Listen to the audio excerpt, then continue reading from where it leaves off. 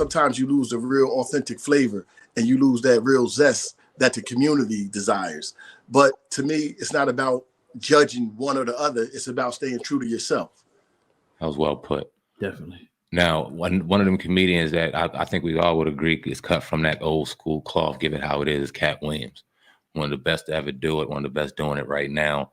And he was caught under a lot of scrutiny about a conversation he had a while ago, about a year or so ago, on a radio station in a particular topic in regards to Eddie Murphy, saying that Eddie Murphy can't be in your top 5 anymore or be in the top because he hasn't done things since the 80s. Basically, he's giving you fresh stand-ups. How can somebody born within the last 10, 20 years say Eddie Murphy's their favorite? Things like that. He caught a lot of slack. Being a seasoned comedian, you know what I mean? Not to water it down, but the seasoned and the soul. Like, talk about that, brother. How, or what's your thoughts on that? What's your thoughts on what Katt Williams has to say? 2 things could be right and 2 things could be wrong. In Katt's defense, I think what he was trying to say, or for what I interpreted, was saying that from our generation on, from maybe the 80s on, there have been several comedians that have taken comedy to another level or taken it in another direction. So maybe, you know, he's saying, how could Eddie Murphy be in your top 5 and he hasn't done anything since the 80s? But in Eddie's defense, on the other side, I got nieces and nephews who know Michael Jackson. Yes, and I'm looking at them like, who played this for you? How you know off the wall? You wasn't around when Thriller was out. But when you're iconic and you're legendary, and it's like Michael Jackson, Eddie Murphy, Sade, people like that, Lionel Richie, it ain't about them putting out the work. It's timeless. So when something's timeless, the next generation finds you. They don't have to go looking for you, they find you. And I can talk with my nephew about Eddie Murphy. He's 20 years younger than me, and my little cousins, they know who he is. They saw the work and they love it. So that Eddie Murphy and Richard Pryor work will be timeless. It elapses all place and time and generations. So on one end, Katt can say what he felt on his generation, but when you're iconic at that level, they can't be touched. They're going to be found, and these kids are going to admire the work, whatever generation it is. Now, what do you think about, what do you compare, or what do you put Katt on that, totem pole with Eddie Murphy? Would you say that he's, in that top 5 or 10? Since he's saying he's been consistent, so what would you put Katt at in that whole thing? Like for a Richard Pryor, without Red Fox, you wouldn't have had Richard Pryor. Because Richard Pryor gave Red Fox that outlet to be raw, to had the freedom to be, vibrations and step up and just express itself in an explicit fashion. And then from Richard Pryor, you had Eddie Murphy that was born out of that. And he was able to take it to another level. So with those that were able to do it in that time, the Bill Cosbys, the Dick Gregorys, they should all be in like the Mount Rushmore. They shouldn't even be in the same genre or category as these guys, because if it wasn't for what they did and the standards they set at the time they did it, we wouldn't even be thinking about comedy. They set a standard that we only can follow or emulate. And I think Katt Williams, Earthquake, Dave Chappelle, Chris Rock, all those guys go after that. They're in their next phase. It's like, you have Wilt Chamberlain, you have Bill Russell, you have Elgin Baylor and them. They're Dr. J, they're here. But then you come with Mike, Magic, Bird, and everybody else after that. So you wouldn't put, you can't say that Katt Williams is Kobe and Eddie's Michael Jordan. No. Yeah, I can say that. But for Mike took something from Doc and took it to another level. And Kobe took something from Mike and emulated. So we are all influenced by somebody. But if you didn't see that person, you wouldn't even know how you can create your style or something to emulate. So as much as I love Kobe, I know where he got it from. He's not the original. As much as I love Mike, he's not the original. As much as I love Doc, he admired Elgin Baylor. So it was always somebody that preceded you to give you that influence to take it to that place. Good points. Indeed. So kind of extending on that level, when you talk about comedy, right? Because you brought up basketball, you talk about football, acting. You've seen these people pave the way, and then you start seeing this crop of people like, you know what? Those are the next. And you talk about Chappelle now, Katt now, Kev now. You could throw in Earthquake, Mike Epps, and whoever else you want to put in the melting pot of who maybe could be in that list now. But like the NBA, who's the John Morant now a comedy? Who's the Embiid a comedy now? Who's the crop of comedians now that are stepping up, and you can kind of see like, they may not be known by the mainstream, but we know that there's something brewing there, and they could be the next. That's difficult because I don't like, I guess, follow the next. Right. I got you. So I'm so busy on what I'm doing, and I'm in my own lane. And I think like whatever's gonna be is gonna be.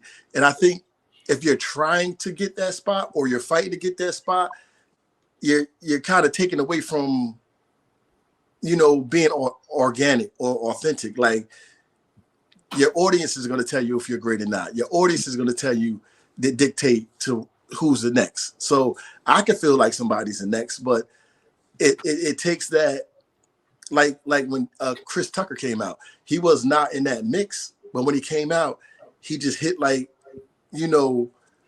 so hard that he just took over everybody's lane in this spot, and he just, skyrocketed. Although he didn't continue with it, he came out of nowhere. So you don't know who can come out of anywhere at any point and become the next person. So I really don't try to follow the trend.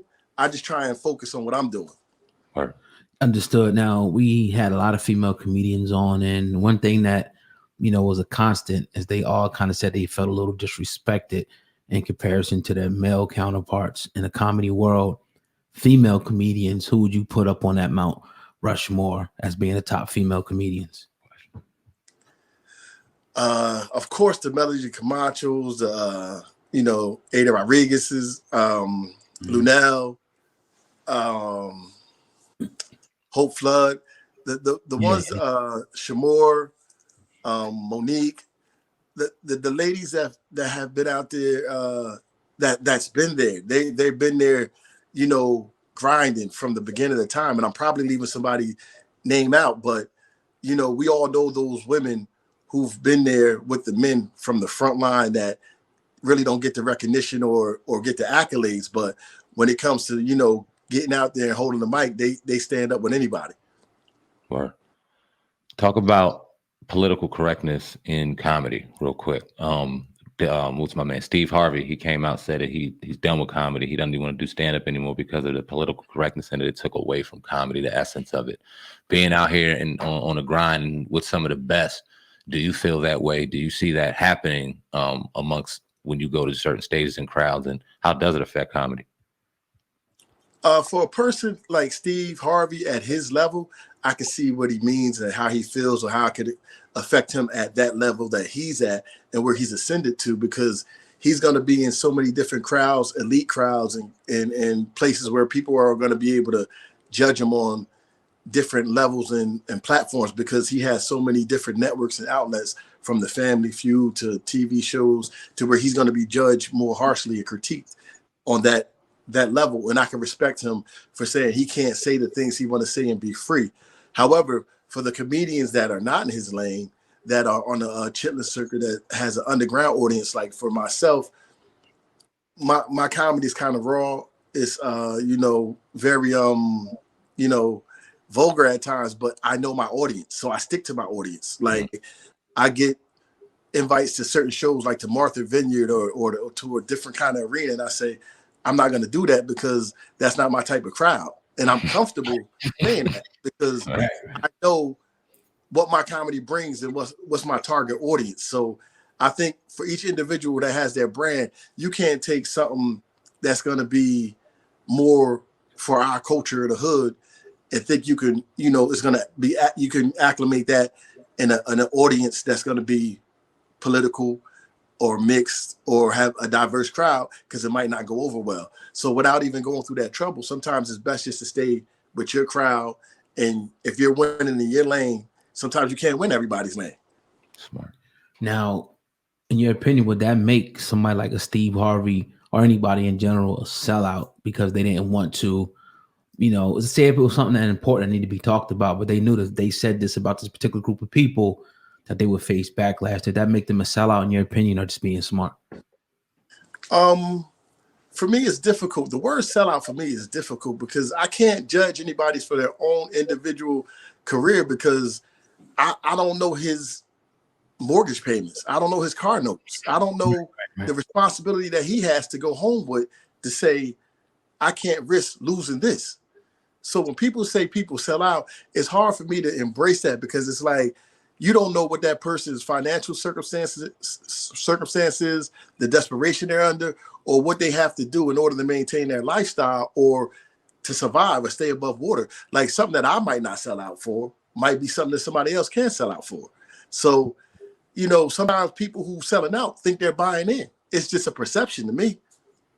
Good answer. Good point. We got Mike Ross, comedian out of New Jersey, stand up on the Hip Hop Uncensored podcast. It's beautiful Wednesday evening. Go ahead, hit that like button, that 5-star rating. Brother, you busy, man. We started off saying how busy you were and how you working. You talking about you trying to get on our level when you out here working with Earthquakes and Lunels and all these other crazy comedians and incredible people, man. So let the people know, man. Let them know why they need to put some respect on Mike Ross's name. What you got going on, what you've been doing, brother, let them know right now. Man, I'm pretty excited right now. Outside of my comedy shows that I have lined up, some of them got pushed back because of the, these new testing and the new viruses that came out. But we're still on track. But I'm very excited about a Netflix movie that's coming out this summer that I'm going to be in. It's going to be my first movie. It's done by Hall Mills Networks. They did Lit on Netflix, and it's done by Cornelius Grimm Whitaker for Hall Mills Productions, Hall Mill Network, with Jada director out of Newark. So that's one of the projects that I'm excited about. My next project after that is I'm going down to Atlanta to work with Keisha Nidia. She's one of the directors for the show, the ATL, and she has a lot of things going on down in Atlanta. So those are the 2 movie projects that I have coming up. As far as my comedy, you can go check me out at Mike Ross Comedy on Instagram and Mike Ross on YouTube.